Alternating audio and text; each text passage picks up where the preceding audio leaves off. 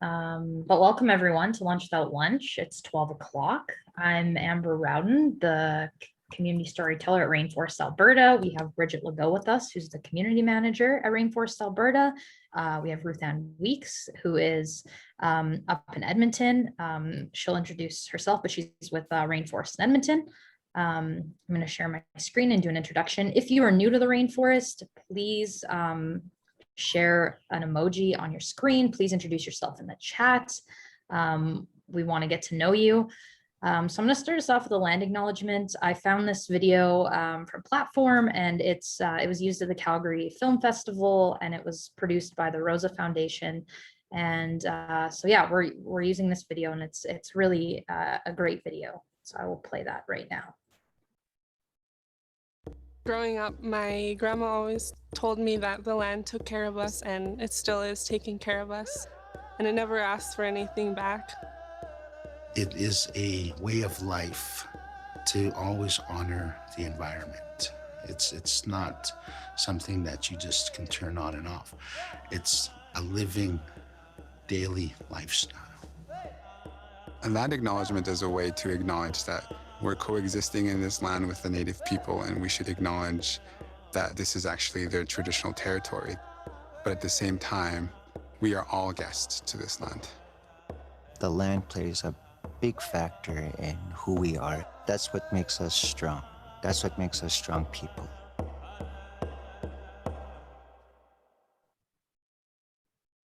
Growing up, So I absolutely love that video.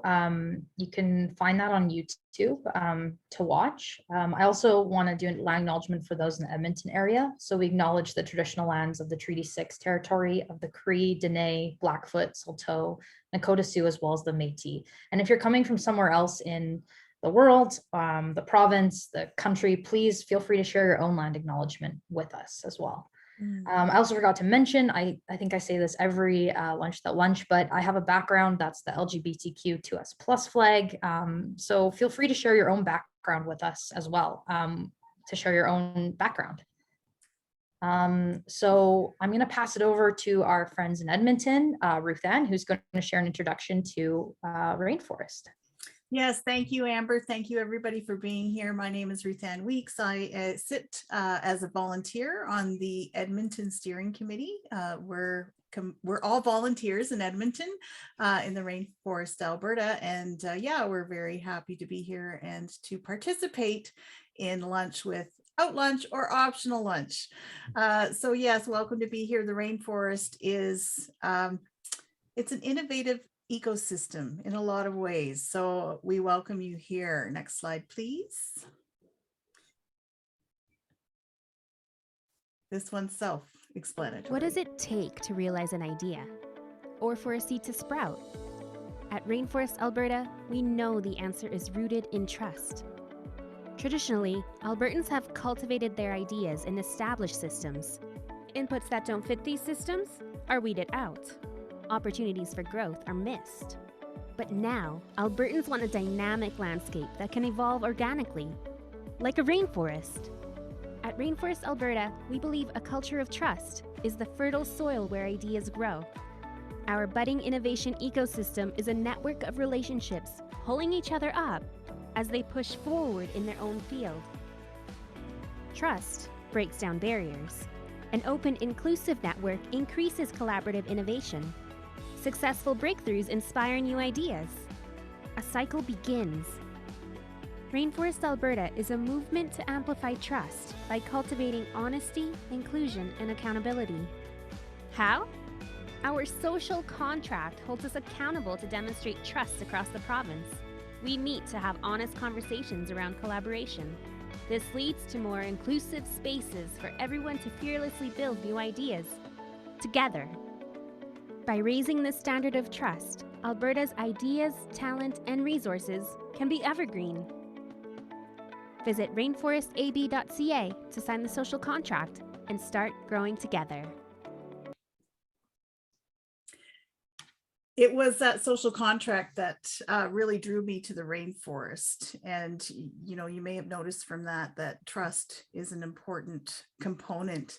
My expertise lies in psychological safety, which is the gold standard in trusting environments that are so imperative to the innovation ecosystem. We do have 6 pillars that we concentrate on. They are not all weighted evenly. Culture is the most important, and culture is basically just how we do things. Leadership is very important as well. We share resources, we make introductions, we ask for things that we need. We have engaging activities, lots of things going on at different times within the rainforest. One of the things that we're working on here in Edmonton is our summit coming up on November 24th. And we're really hoping that some of you can join us and come up and join us for that. And we will be sending out the scorecard for 2022 results in September and October as well. We talk about policy and infrastructure that is so important to just uphold what we believe. And we all do our best to act as role models and to be trusting and give trust and assume trust. We want you to enjoy this and get the most out of it. So yes, I see lots of activity in the chat. Yes, I will put the summit in the chat as well, and introduce myself and give my contact information as well. Please do that. We love to connect offline as well here, and you know, link up on LinkedIn and that kind of thing. Share in the chat. What are you looking for? We want to connect with individuals. Put your camera on if you can. If broadband, you know, if bandwidth is not an issue at all, please do that. It just makes it much more engaging for all of us. And yeah, Slack is active. We're working on Spontively in Edmonton to build some engagement. If that's something you're interested in more information on, please reach out. And yes, these recordings are available on YouTube. Pay it forward. That's what the social contract's all about, right? For every introduction we get, we provide an introduction to another person. For every hour of advice, we pass that along. It's about paying it forward and just, again, assuming that trust and that people are going to be worthy of that trust. Awesome. Thank you so much, Ruthann. Thank you. So we have an amazing panel of people here today from IncluCity. So we have Geoff, we have Murray, and we have Uriel. So Geoff is a community organizer with a strong interest in data and technology. Over the last 10 years, he has been involved in a number of initiatives that span the public, private, and social sectors. He is a director of Data for Good and the organizer of the Calgary chapter. He co-founded Civic Tech YYC and has helped to build the civic tech ecosystem across Canada. Geoff is one of the founders of IncluCity Calgary and is a partner in the Center for Social Impact Technology. Murray is a user experience architect and a board member and UX lead of IncluCity Calgary. Murray is helping to ensure that more diverse voices are included in the process as tools and services are being designed and built in Calgary. And Uriel is the project coordinator at IncluCity Calgary. Uriel is responsible for coordinating the usability tests and the network of communities in Calgary that are consulted in the inclusion-centered design model. So we are very excited to have them here today as they'll be sharing about DE&I and digital equity. So without further ado, I will pass it on to you to share your story today. Thank you, Amber. It's nice to meet you all here. And I'll be, looking at the chats periodically, but mainly my job is in moderating this amazing discussion, and the panelists also include Amber and Brigitte, who are wanting to have the conversation go two ways between IncluCity and Rainforest. And also we'll open up the discussion to everybody here in the Q&A later on in the hour. But for now, I thought I would start with a little background on IncluCity. So for those of you who aren't familiar with the work that we do and our efforts to support DEI initiatives in Calgary's growing in Calgary's growing tech ecosystem. I thought I'd give you a little bit of background, and then we'll do the panel discussion afterwards. So without further ado here, this is IncluCity Calgary, the team. Some of the team members are here in the chat as well. You'll meet Murray, you'll meet Geoff, and then we have many volunteers that make up our community. We're very integrated. We're, started off with 2 groups coming together, that's Civic Tech YYC and Calgary UX, to form IncluCity, Calgary's first inclusive usability testing service.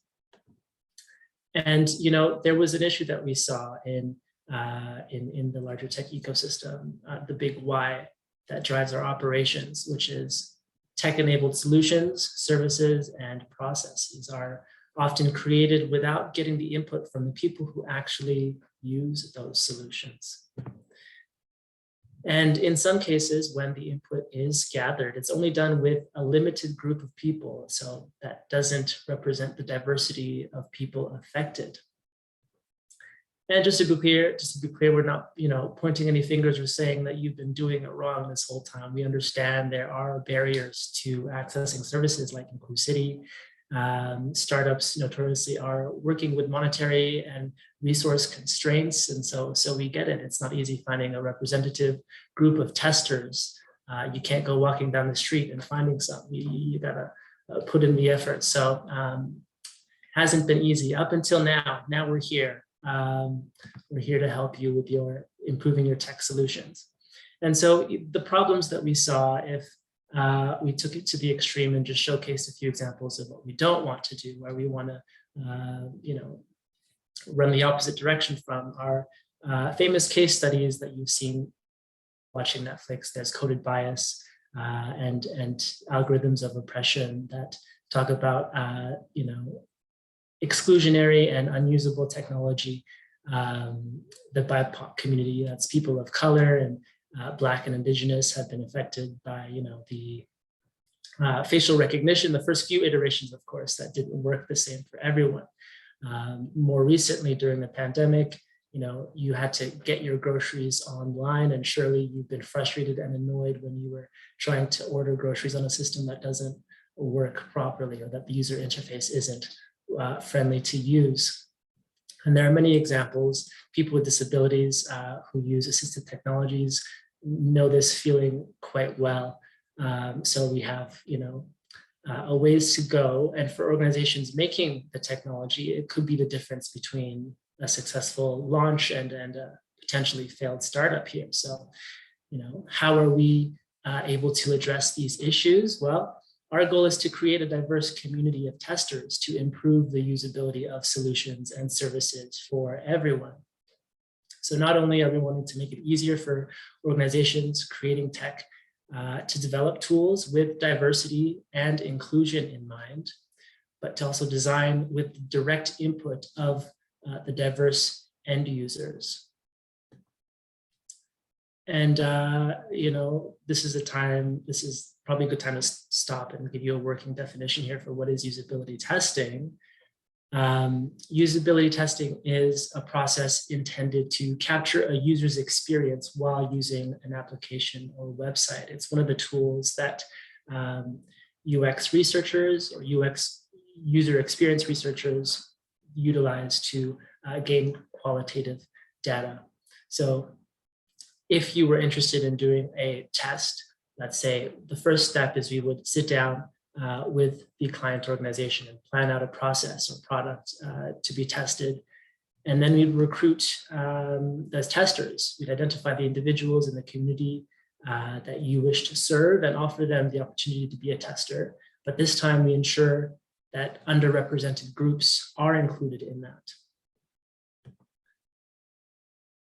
And when it comes time to conduct the test, we have our UX team that facilitates the testing to accurately capture multiple aspects of the user's experience. So they'll ask in-depth questions and understand the intuitiveness of the platform and how testers feel as they're navigating through tasks. And testers receive compensation for sharing their insights, and they gain experience with technology as well. which we'll touch on a bit more in depth later. Lastly, we package the testers' insights into an anonymized report to the client, and we'd also like to share our knowledge with the larger community so that everybody can benefit from it and that testers can see the impact that they're making on technology. So usability testing isn't new or unique, but IncluCity is taking a different approach. First, by changing the how. So we're looking to build relationships and a community and bringing people in, and not just for it to be a transaction. Bring people into the tech ecosystem. That's the sentence I didn't complete there. Second point is the who. We want to focus on diversity and include communities that have historically been underrepresented in UX testing and in the design of technology. And we do this by being mindful of when and where we are conducting testing and considering what other factors prevent someone from being involved in the process. So these are just a few ways that we are trying to do things differently here. And the driving force behind that is this value that we have of diversity and inclusion. And diversity, inclusion, belonging, and equity, they mean different things for different people, but what we're working with, our definition here is that diversity is having a seat at the table. Inclusion is having a voice. And belonging is having that voice be heard. So that's being invited in to do a usability test. That's, making sure that you are giving your honest feedback and having a voice, and then letting you know that your feedback made a difference in the community. And we are doing that in these ways. So meeting people where they are and offering accommodations for people who need it. Engaging traditionally underrepresented citizens, deepening understanding of community needs, and that's with the support of our community partners, which we'll get to in the next slide, and supporting individual and community well-being. And so the first step to that is building those relationships. We want to build relationships with community organizations that work with the underrepresented groups, both to identify interested testers and to better understand the needs of those testers. So we've started with relationships that include organizations listed there: Vakova, Karerwa Center, Alberta Disability Pride, Social Impact Lab. And the list continues to grow, and we're looking to expand that network and work with more community organizations. And again, we want to keep growing that network, and over time, reach out to people directly in the community to grow that tester pool. And through usability testing, we want to connect the testers and community organizations with public sector, tech firms, startups. So we create that diverse group network. And creating a network and fostering a discussion around inclusive usability testing. And the impact of that, I think, can be its own hour-long lunch without lunch discussion. But we'll return to that at another point, surely. Improving usability of solutions and services is a key pillar for us as well. So, if you're coming from the perspective of a client or a technologist who's making solutions, you understand the necessity of testing. If you're from a business background or have a startup venture, you understand the importance of doing client discovery. And we're in the business of doing client discovery in a sense for tech teams, that market research, that communication with your end users. And the benefits of including a diverse group of testers is listed here, in that there is a lot of innovation that comes from uncovering previously unseen alternatives and connections, and for the people that use your product to point that out for you. And you can do that at any stage along the process. The earlier, the better. All to make sure that the tech that you're making is reaching the people that you're trying to reach. The most relevant stat is that 1 in 5 people in Canada and globally have a disability.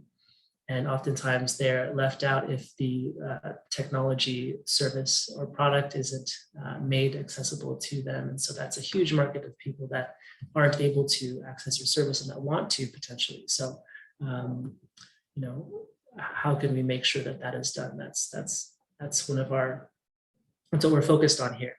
And on the other side of the equation is promoting digital literacy and technology capacities in communities. So sometimes the issue isn't purely due to the, let's say, bad design, but also a lack of familiarity with technology in communities. And we've seen that get worse and worse due to the pandemic.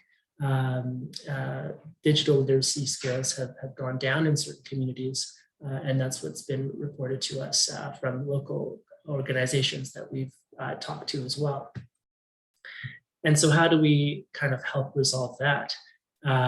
Well, we know that access to and the use of technology helps to build digital literacy, right? So how can we provide opportunities for people to engage with technology in novel and unfamiliar ways to build those digital capacities? And well, we'll do that by exposing people during tests and prior to tests to build their digital skills. Either in the facilitated testing sessions or in the workshops that we'll conduct throughout the year, you know, and provide proper accommodations to build those capacities.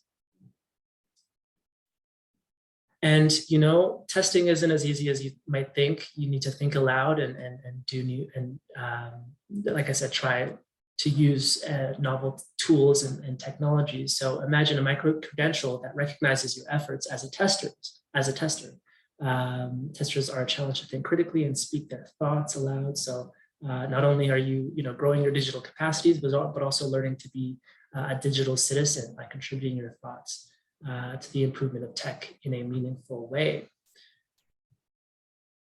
So yeah, there are many benefits to this program that we imagine.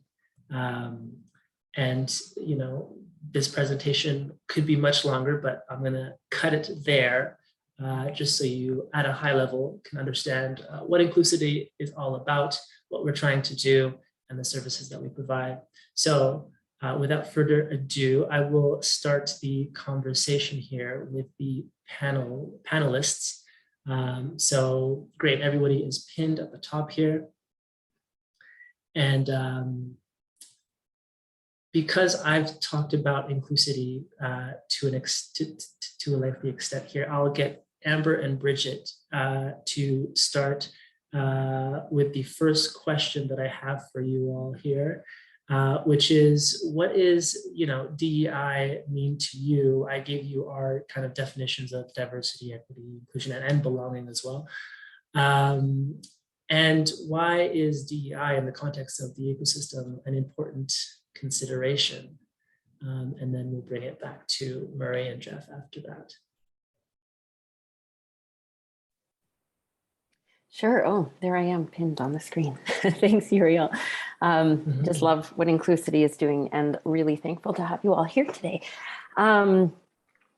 Okay, what does DEI mean to me? I just loved your definition, mostly around inclusion as having a voice, and belonging is having that voice be heard. I think even here in the rainforest, we see examples of that not always happening and not seeing that equity of voice. And so it's really important to me, and probably why I'm so driven in the community profession, because I love community work, because it's all about belonging and having a place to belong. And I think that's what DEI means to me. I think historically in our ecosystem, it's no surprise to anyone that we have not been diverse. We just published the scorecard results. I guess it's been a while now, but the work around it is happening continuously in the background at Rainforest and with other ecosystem organizations such as yourself. And we have a lot of work to do. And so that's also why it's so important, I think, because we're just not there. So it needs attention. Turn it to Amber. Yeah, I absolutely agree with Brigitte. And like it historically, it's just been an old way of thinking, and it's something that's always been there, but there hasn't really been importance on it.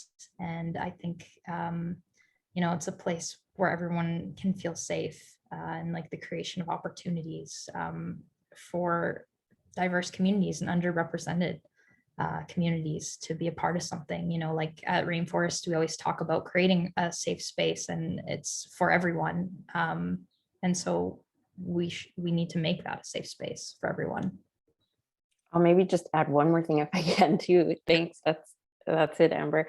The rainforest analogy is all about how innovation ecosystems are like rainforests. So a rainforest is diverse. Think about it as, you know, a diverse, wild and woolly ecosystem, this place. And so research has proven for years now that with a more diverse and inclusive ecosystem, you get increased innovation, and you know, can access new markets. Like there's all of these actual business outcomes that have been proven to be improved by diversity. And I don't think that fact should really be ignored either. Those are both great responses. Thank you so much. And now I'll turn the tables to Geoff and Murray. We'll start with Murray. Sure, I guess just another point around that ecosystem approach. Another thing in addition to that innovation, I think also comes at resiliency. So it's another strong aspect of a diverse ecosystem is it tends to be more resilient. And I think from a business perspective too, for folks that utilize or practice a more inclusive approach, there's again, that innovation brings more opportunities, and the resiliency makes sure that you can weather those bumps throughout things. So if you're getting that insight, you know, you can, keep on going and also be more effective in the stuff that you're doing. Just another point that came to mind there.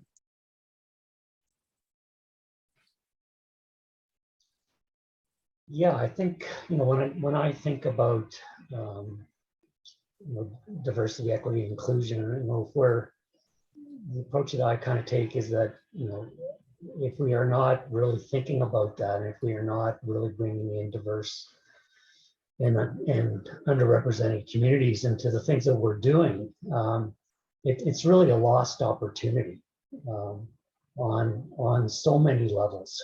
Right? Like there's the practical around our solutions and services just are not as good as they could be.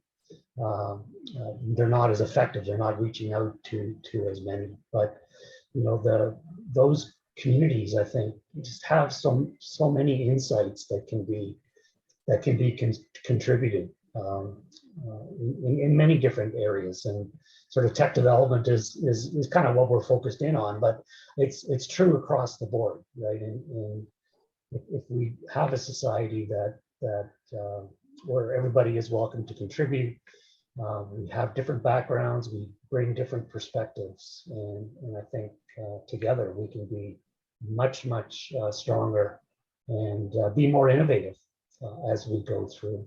So Uriel, I'm not sure if you're aware, you're sharing some other stuff on the screen, not just the slide. Oh, really? Okay. I wasn't aware of that. No. Okay. I was also wondering, oh yeah, that's perfect. Yeah, I was going to say there's people in the chat saying they can see just the screen and nothing else. So Can I, okay. sorry, do you mind if I, not to go a little rogue here, but I'd really like to add Ruthann to this conversation, if you don't mind, Ruthann. I didn't know she was co-hosting today, but this is her area of expertise as well. And she is on the steering committee for Rainforest in Edmonton. And I just feel like it would be a shame to not have you join the conversation here with that. Yeah, that's very Hope everyone doesn't mind. Thank you for the inclusivity. It's wonderful to be included. And yeah, you know, it makes my heart happy to see this conversation happen. And I really do believe that it's going to take all of us working together to support the shift. And it really is all about that level of trust, right? And it doesn't matter how diverse your workforce is, if they don't have that psychological safety in expressing interpersonal risk and taking that risk and expressing thoughts, opinions, and ideas and failing quicker. You know, we try things quicker, we fail quicker, we correct quicker, and we innovate faster. So we really have that competitive advantage over others in the marketplace when we get that right. I did have another point too around, I guess with that belonging part, is that like with IncluCity and so on, we hope to open that door to make and facilitate that ability to get people at the table and essentially share their voice. But really in the organizations we work with and the clients, it's still that belonging part would still be on a lot of it on the clients that we work with, and trying to make sure that that is actually incorporated into the things they do. And as a part of that, I mean, even myself in my work as user experience work is trying to understand other people's points of views and perspectives. But it's always a constant effort that you need to kind of apply, and like not to have a knee-jerk reaction. Oh, that's wrong. It's more of having that listening approach, and making sure you are hearing that, and then adjusting and actually having the activity to make those changes. So one thing I'm getting more familiar with, for example, is the difference between the DEI perspective and, for example, anti-racism efforts, where that's more of an active effort, where DEI is more focusing on getting that door open, but making those changes in the organization and so on is often another approach on top of that. Yeah, these are, I guess, on the same note, I'll ask a question to kind of center the discussion around, possible things that we can do.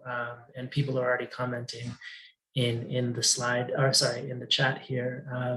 Listening to learn, not listening to respond. And, what can we do as a whole to be more kind of inclusive, equitable, and diversity minded? And we'll start with Ruthann, and then we'll work our way in the opposite direction after that with Geoff. Yeah, thanks. Really, I love that, we just talked about race relations. We tend to sometimes default to that when we're talking about diversity, and that is one component of it, and a very important component of it. But one of the areas that I've really sort of drilled into lately, and I mean, we obviously have all of it: sexual orientation, ethnicity, race, gender, ableism, age, all of it is so important to the richness of the fabric in our organizations. But one of the areas I've really kind of drilled into lately is neurodiversity. Because from an HR perspective, and I see we have another HR people on the call here today. I've reached out to connect on LinkedIn, so I'm looking forward to that. From an HR perspective, it's really important that we have the awareness that people on the spectrum, whether they know they're on the spectrum or not, first of all, they're not likely to disclose if they are, if they don't have that inclusion safety. We need to know to pause. You talked about pausing. I call that the power of the pause, so that we have an opportunity to check our own bias, first of all, bring those from unconscious into consciousness, to respond versus react, because sometimes in the heat of the moment, we're human, we react and we assume that we can paint everybody with the same brush, and that's not the case, And so one of my areas also is violence and harassment prevention. So what I'm finding out through my research is that people on the spectrum, or even just with ADHD or anywhere, any kind of neurodivergence, may or may not recognize when they're raising their voice. They may or may not know that what they're saying is inappropriate. So instead of making assumptions, never assume anything, ask for that clarification. This is what you said. Is that what you meant? And I just think that is a really important and emerging field that is coming up more and more. Great, thank you, Ruthann. Am I saying your name right, Ruthann? Is that correct? Okay, great. Geoff, would you like to add anything to that? What could we do as a whole, or individually as well, to be more inclusive, equitable? Yeah, for sure. Diversity minded. Yeah, no, and I think these types of conversations that we're having are fantastic, right? And I think the more that we can be discussing these issues and understanding, some of the nuances, and really drilling down a bit deeper. And I guess, but I'd like to see us, going beyond conversations and talking about it, you know, to actually start to do things about it. And so that action step, I think, is really key. But one of the challenges there is that, you know, there actually is a lot going on, but we're terribly siloed in the activities that we are doing on, you know, one hand on the other, and one sector and the other. And so one thing that we've been sort of contemplating is, can we come up with a mechanism for us to have these conversations, but learn from each other more broadly across the spectrum? And so the concept of a diversity forum, you know, for the tech innovation sector that would bring in social sector groups, right? Tech organizations that are doing amazing things, government organizations that are doing amazing things, so that collectively we can understand some of those broad perspectives and see where the commonalities are, see how we can better collaborate on a go forward basis. And so, like, one example of that is that the city of Calgary has for the last year been working on a digital equity strategy. So how many of us know about that, you know, in the Tech Innovation Center? And wouldn't it be great if we had a mechanism to understand what that's all about, collaborate with the 20 community organizations, including IncluCity, that have been involved in that strategy, but also then to find ways to actually implement it.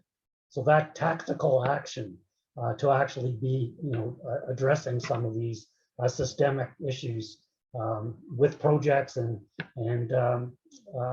that sort of thing. So, thanks.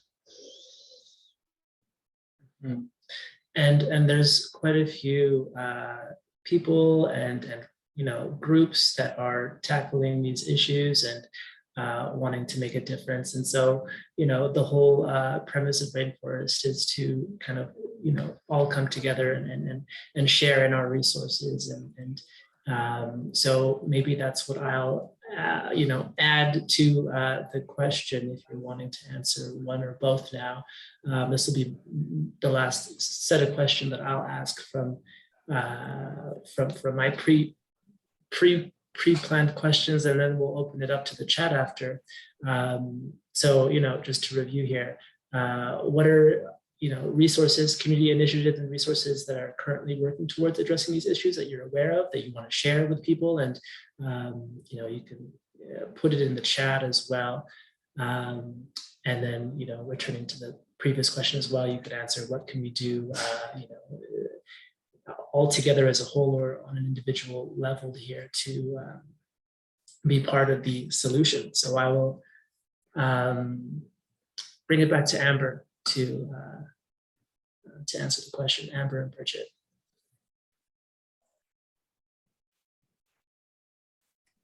Do you want to go first, Amber? No, you can go first. Thank you. I'm no expert in this, I guess. It's like my first thought, and my approach has just been to keep learning. And I think our approach at Rainforest has been to keep learning and surrounding ourselves with individuals like all of you on the panel who can help guide us in these conversations, and being really open about where we're at and where we need to go. And so that's what it's about for me, is just kind of learning more. And to echo Geoff, we've done a lot of work on the scorecard. Obviously, we've talked about it a lot, and there's a lot there around DE&I. And for us, it's really now more about doing. And so how can we start experimenting with different activities and ways to keep learning together and improve, you know, who's at the table? And so we have a few initiatives happening at the Rainforest right now. Obviously, the scorecard is a big one. The social contract is a big one. We hope to work with IncluCity on making all of our language at the Rainforest more accessible, especially though with the social contract, and we're working on that in other ways in the background as well. And we will soon be launching, I don't want to get too ahead of ourselves, Amber, but we'll soon be launching a multi-series kind of workshop event over the fall months, where we will be digging into some of those scorecard gaps, I guess, in a new innovative way with a partner, Unbounded Thinking, who presented like last month at Lunch Without Lunch, who will also help us kind of get to more action items here. So yeah, more doing. Let's keep doing and talking and collaborating together. Yeah, for me, it's also the learning piece and having conversations with people in individuals. That's a big part for me. Like I'm always learning, and like Brigitte said, like learning from experts and people like you helps, and people in the ecosystem, and just hearing different voices and not just like assuming. I think there's a piece that people just assume like, oh, we can just do this, and then they work on something and it doesn't actually come to fruition. They just talk about doing something, whereas we're more about the doing and understanding and being mindful about it. And one of the things that like I started too was the Queer Innovation Meetup group, and with that I hope to partner with different organizations and different communities as well to bring every different community together and really just have conversations and connections. And yeah, so that's really what it's all about at Rainforest, is now starting to do the doing. Yeah. Yeah, I'm so proud of what you started there, Amber, because like you've had some incredible leaders from the ecosystem come and share their stories and share with each other. And it's just an awesome example of how easy it is to just start, doing more. So thanks for that. Thank you. Yeah, thank you all for your thoughts. And Murray, we haven't heard from you in a while. And do you have anything more to add? Otherwise, there's some questions here we can get to in the chat after. A couple other points. Response. Sure. A couple other points that came to mind as folks were talking is it's good to hear the on the Rainforest side on the doing part. That was kind of one other thing I was going to mention was around it can be really overwhelming to kind of look at all this. And within IncluCity too, we're still trying to gain knowledge, and it will be continually an education. But a lot of it is just to start trying. And essentially what we're trying to do with IncluCity is enable those conversations to make sure it's a conversation and not reaction between people as much as we can.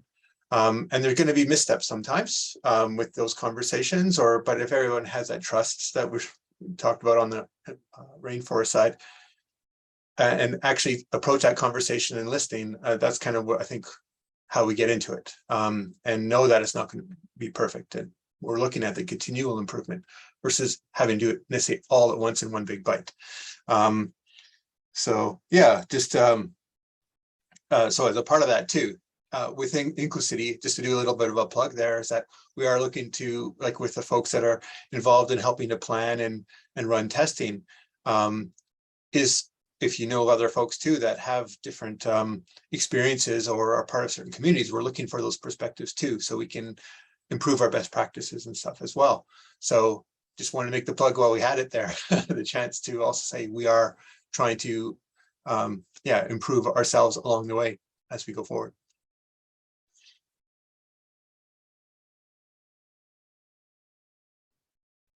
Great. Yeah. Speaking of plugs, while I invite anybody to ask any questions in the chat or even raise your hand and you can ask the question directly. I did have one last slide to share with you, kind of takeaways on how to get involved if you wanted to with IncluCity. And to do that, I'll share my screen, and this time I'm only going to share the screen that hopefully I intend to share, which is what you should be seeing right now. There's the link to our website. There's also a QR code to our website as well.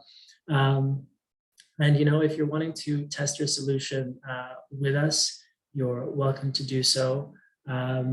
We have a team of UX, an expert team of UX facilitators and researchers that are wanting to make a difference and help improve tech solutions. You could become a tester as well. Testers are remunerated, like I was saying.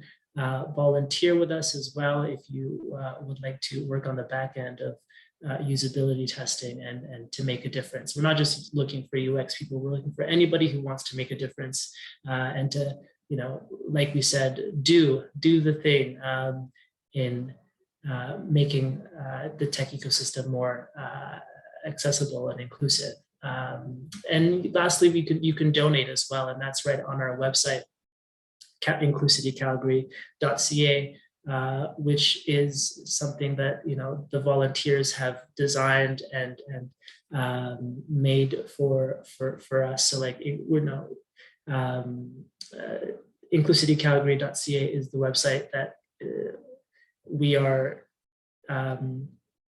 happy to have, thanks to the volunteers who have worked really hard to provide for us, and some of them are in the chat. So hey guys, thank you so much. And that's it for the plug here.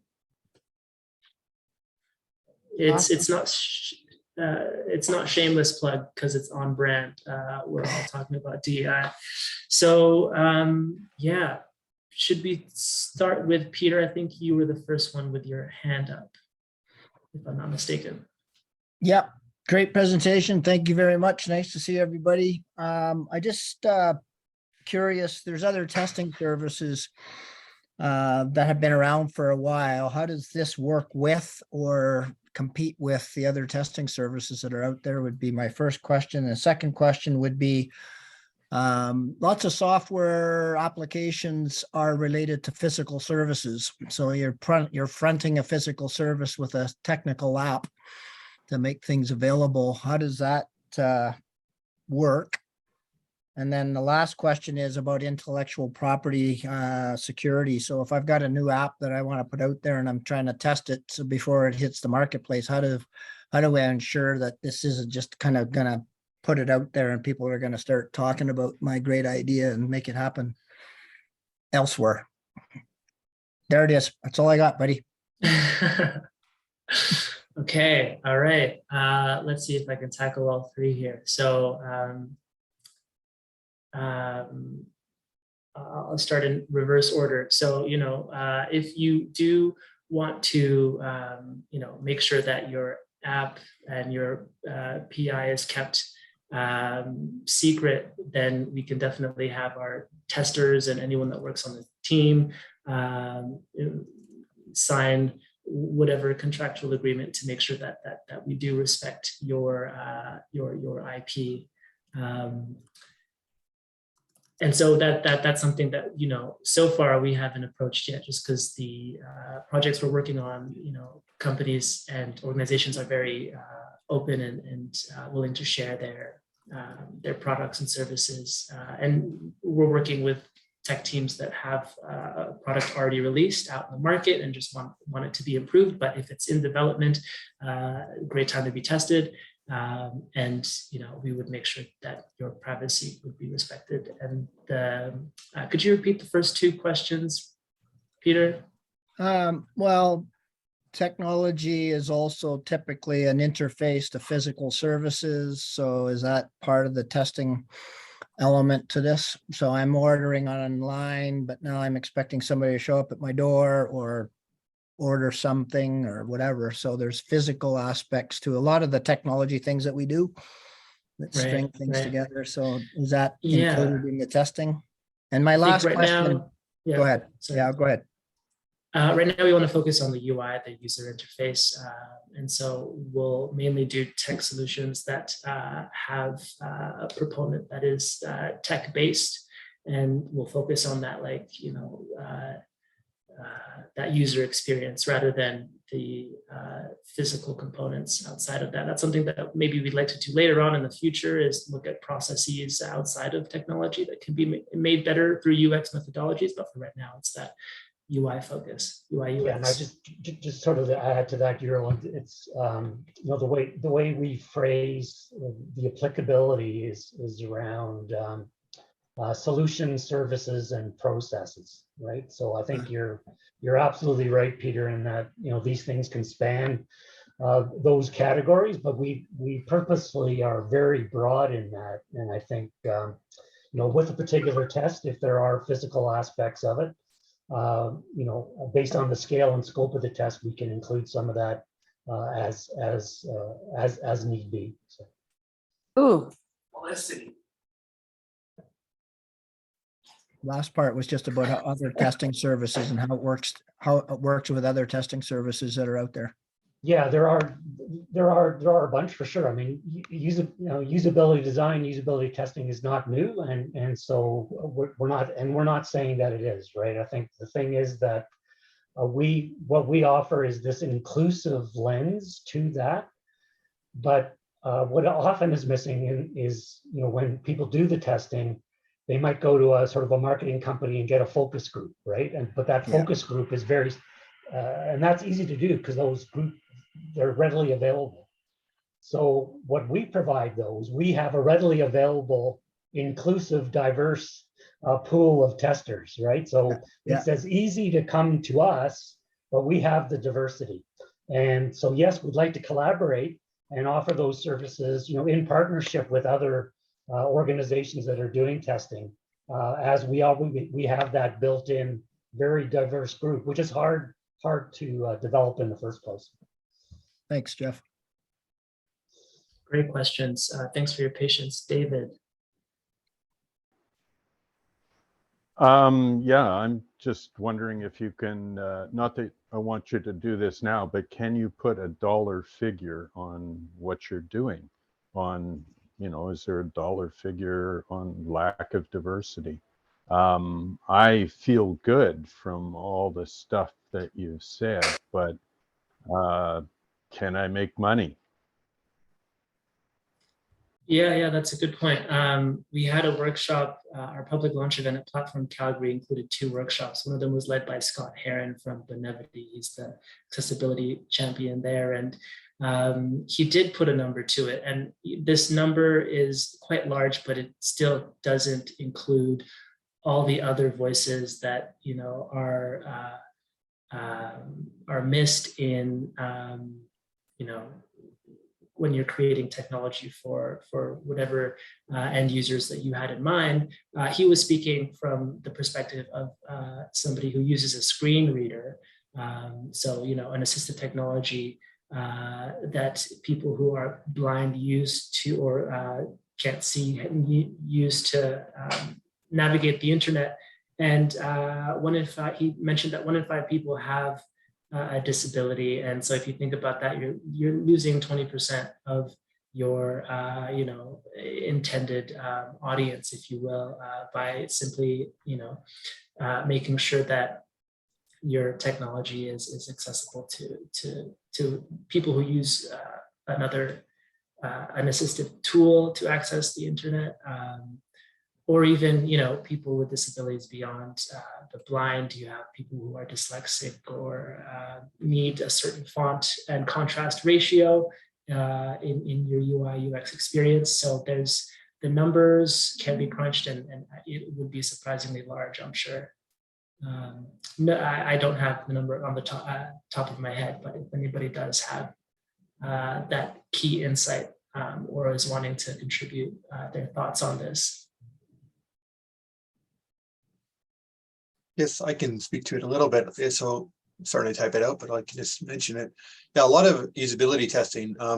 It is to, like when we're trying to do from an inclusivity perspective, is to bring in those other voices and again help with that innovation for the clients, which can be again nonprofits and government. It can be entrepreneurs and large companies too, trying to make a profit.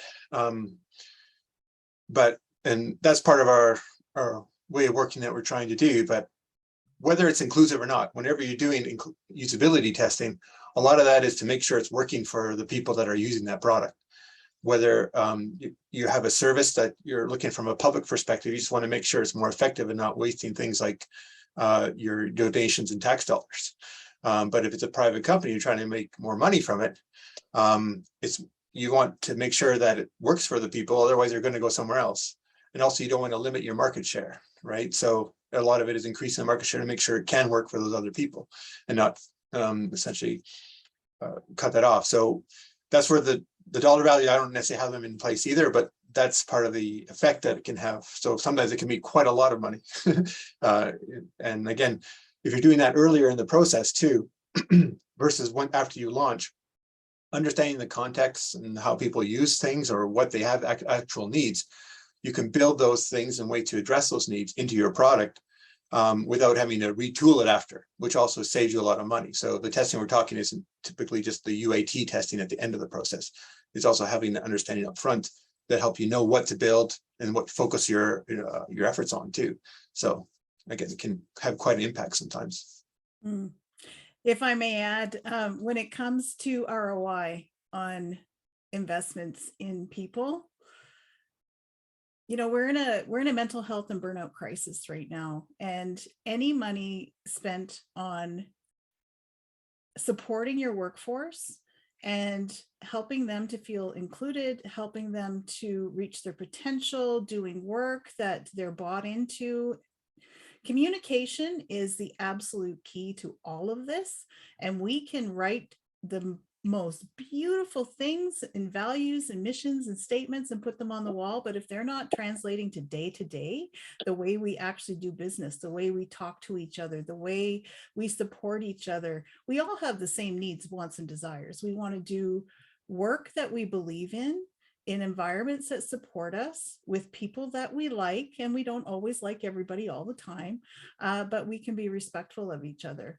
And really, you know, the ROI when it comes to providing support to the mental health and wellness and psychological safety is $1.63 for every dollar spent. That's the immediate return. For organizations that have had strategies in place for 3 or more years, it jumps to over $2. $2.13, I think it is. And that's, you know, that's a good return on investment. And we don't actually have the measurements on that because we have to consider presenteeism, absenteeism, you know, use of long-term disability plans. When we get this right and we work with individuals to you know, come back to the workplace if they've been off on a stress-related leave, they're not going to, they might get better personally, their own individual psychological health may improve, but unless any systemic problems have been corrected and they're coming back to an environment that is supporting them, they're not going to be able to maintain them. It's going to erode their sense of well-being, and they're going to end up back on, you know, using those disability services, and it drives cost. Workman's compensation, they are absolutely holding employers responsible for psychological harm that employees are experiencing at the workplace. So it all really adds up to a big dollar amount, David, when you really break it down. So if you'd like to talk more about that, please reach out. That's awesome. That was really well put, Ruthann. Thank you. I want to take a big thank you and say thank you to Uriel and Murray and Geoff for being here today and sharing and having such an important discussion with us, and also to Ruthann for being on the panel, and Brigitte as well. It's awesome having these types of conversations, and it's exciting to see the work that we're going to be doing in the near future. We are at the community announcements time. Usually we go into networking, but we're going to do community announcements. Next week, I just want to say that Lunch Without Lunch will be a hybrid event. So if you can join us in person, we'll be at Platform, and we'll have Aldel Deegan with a New Idea Machine presenting. If you can't join us in person, we will also be online. And now I will open the floor for community announcements. Thanks, Amber. I just threw a few things in the chat there. I've got a few events going on with some work I do with Village Wealth, which is a SaaS platform for business buyers. If you want to learn about investment co-ops, it's a great way to potentially finance community projects and or your startup. I have an ask, if I may. I'm putting together a Harmony Leadership retreat, a series of retreats, and I'm looking for a beta group to go through our first running, which is September 15th and 16th. Minimum 8, maximum 12 to 20, depending on the structure that they want. But if anybody knows an organization that wants to up level their leadership, keep me in mind, please. Awesome. Al. Yeah, everyone, thanks. Just really quickly, if anyone is considering pivoting their career into technology. Inception U is currently onboarding for cohort 9, and we're super excited for cohort 9. So if you'd like to join, and everything's at inceptionu.com, which I will just add to the chat right now. And don't forget to listen to the Libby podcast. New episode drops every Tuesday. There's an awesome episode. Al hosts Jim Gibson to see where he's at now. So it's a new in the series for the Libby podcast. So check that out. Oh, Brigitte, sorry. Oh no, I was just waving goodbye. I gotta run, everybody. Thank you. Well done. Yeah. Thanks, IncluCity, for joining us. Bye. Thank you so much. It's the top of the hour. Have a great week. Hopefully we'll see you next week in person.